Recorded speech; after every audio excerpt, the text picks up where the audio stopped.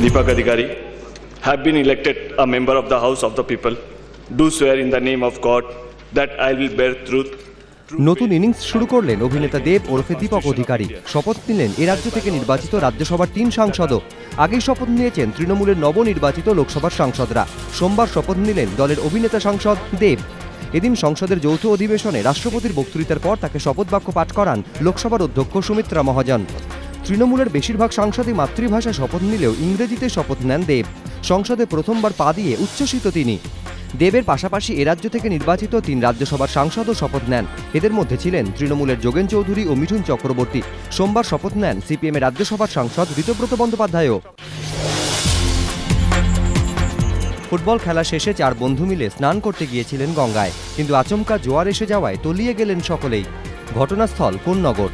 প্রত্যক্ষদর্শীরা জানিয়েছেন সোমবার সকাল 9:30 নাগাদ বারোমুন্ডির ঘাটে স্নান করতে নামেন দ্বাদশ শ্রেণীর 4 ছাত্র, কিন্তু জোয়ার আসায় কেউ আর পাড়ে উঠতে পারেননি। খবর জানাজানি হতেই চাঞ্চল্য ছড়ায় এলাকায়। স্থানীয় বাসিন্দারা কিষাণ রাউত নামে এক ছাত্রের দেহ উদ্ধার করেন। কলকাতা বন্দর ও পুরো প্রতিনিধিদের পাশাপাশি ঘটনাস্থলে যান বিপর্যয় মোকাবিলা দলের সদস্যরা। নামানো হয় ডুবুরি ও স্পিড বোট।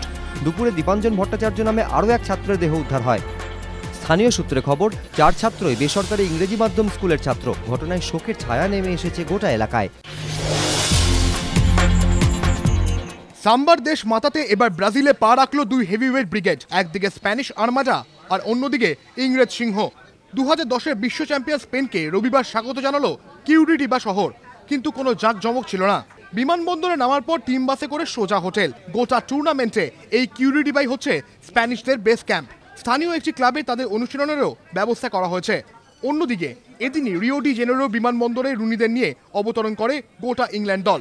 চেম্বারলিনের চোট বাদ দিলে এখনো পর্যন্ত সবচেয়ে ফিট দল হটসনে এই ইংল্যান্ড। চেম্বারলিনের হাঁটুতে চোট থাকলেও চিকিৎসকরা আশাবাদী খুব শীঘ্রই তিনি সুস্থ হয়ে উঠবেন।